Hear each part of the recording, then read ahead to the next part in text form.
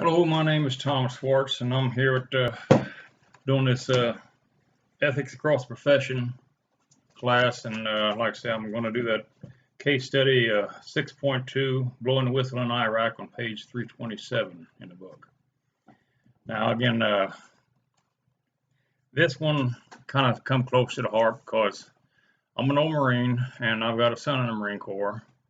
And whenever the military does something like this, it kind of irritates me or upsets me. But again, like I say,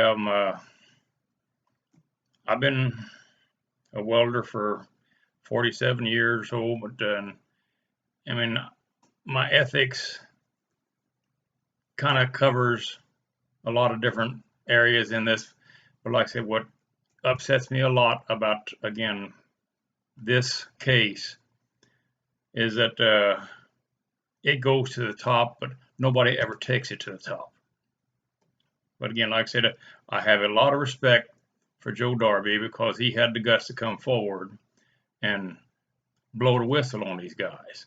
Okay, they're breaking the law. They deserve to be in prison, and nobody should be treated like those prisoners were treated. We're all human beings. There is no ethics in that. And like I said, Abu Ghraib is again over in Iraq, and sure, Saddam Hussein used that prison for terrible, terrible deeds. But what we did wasn't much better. But again, like I said, a few bad apples, like the government tried to say, puts a sore eye on everybody. But again, I do believe Donald Rumsfeld was behind a lot of this. He okayed a lot of interrogation techniques to get what they want out of prison. But some of these guys just took things too far.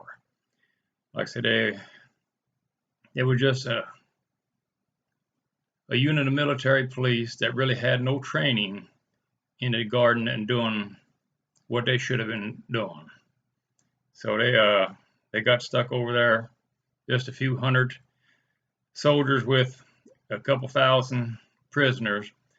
The problem was a lot of these prisoners shouldn't have been. They were basically innocent as far as I could see. But I still, like I said, Joe Darby did blow the whistle on him because he got the pictures and was actually handed to him. I don't know whether by accident or he asked the guy, the ringleader, Gantry, whatever his name is to try to just get some pictures of Iraq, and then on the disc, the two discs, he got all these terrible pictures were on. And he did the right thing as far as I'm concerned, turning it over to CID. The problem, like I said, being a whistleblower in the military or something like this, a lot of people look at him as a traitor. He's betraying his own kind. Would you want to have somebody abusing prisoners? I don't care even if they are prisoners of war. Wartime does not give anybody the right to sexually abuse or molest or do the things that they did to these prisoners. I don't know if you ever seen the photos or heard any of the story or whatever, but it is really disgusting. It upsets me quite a bit. Like I said, being in the military and, like I say, fighting for this country like I did, and like my son is doing, I am totally at a loss for how things get out of hand like this. Lack of leadership, lack of training. And like I said again, it really disgusts me the way things come out about this. Now, there's so many ways to look at these cases in different ways of ethics and morality. And to me, ethics and morality go hand in hand. Without morality, you don't have ethics. Without ethics, you don't have morality. But again, according to Albert Carr, bluffing is ethical in business, and government is a big business, no doubt. But the way this has come about, the government's lying to us. They sit there and trying to convince us that they didn't know nothing about this. But as a lot of these stories go, like I said, I've looked in a lot of them, like 60 Minutes with Dan Rather, and then Exposing Truth with Anderson Cooper, and Whistleblower Speaks Out by Bill Weir. Just a bunch of different articles and different videos and stuff. The government knew about it, but they will flat deny it. That's what the government does. But no one has the right to treat people the way these people were treated, to be threatened, to be abused. And again,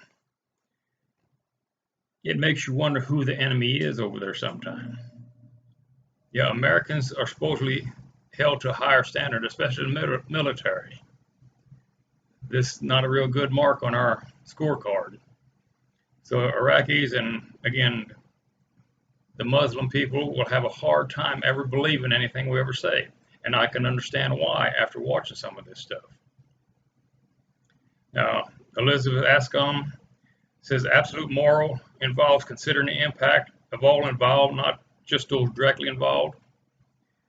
It's evident that these soldiers that abused these prisoners wasn't thinking about that. They were just having fun. They're just doing what they thought was funny or whatever else to them. Like I said, again, that's one of the biggest problems we have as human beings. We don't think about our consequences that's going to happen from the actions we're taking. But again, these people, they're going to, like I said, Gantry, he's doing 10 years in prison. And England, she's doing, I think, 3. Again, like I said, there's 7 of them. Out of 7 that's charged, 6 of them doing prison time. And like I said, but again, it stopped at lower level echelons. It didn't go any higher. It should have went all the way to Washington. There's a lot of things that upset me, but mostly what upsets me is that when things go wrong, and especially in the military, probably any company, it all rolls downhill. We know that. And the poor people at the bottom, they're the ones that are going to get the shaft, so to speak. Now, again, there were 25 that was prosecuted, but only 9 were brought to justice, it says. That's not a very good average. And like I say again, not a whole lot happens in the military that the upper echelon, your commanders and officers and everything else doesn't know about. And I do believe these officers on up knew about this, but nothing was ever done to them. Yeah, a lot of them was reprimanded, but a reprimand for some of the abuses that occur. If you get a chance, go to some of these websites and look at it. It will really disgust you. Now, we also, like I say, covering ethics, the utilitarian approach, where happiness is whatever ends it takes to be happy. You should do that. No, not here. Does the ends justify me? No, not at all. Yeah, sure, they might have wanted some information on these prisoners, but for the way they did this, it's disgusting. It's against human nature. And again, human rights apply to all human beings, not just a few. And I know, like I say, in wartime, like I say, I went through the Marine Corps during the Vietnam. You think, again, the enemy, you can do things to him because he would do things to you, but that's not the way this was. That these was prisoners of war, and there is stated in the Geneva Convention and others that, like I said, the UN Convention Against Torture stated, again, how to treat prisoners, which is all ignored in this situation. Now, again, like I said, utilitarian approach, again, says, whatever you need to do, the ends justify the means, so to speak, just to make yourself happy. No, it cannot be. We've got to take in all people's morals or rules or whatever. Like Elizabeth Ascom said, we need to be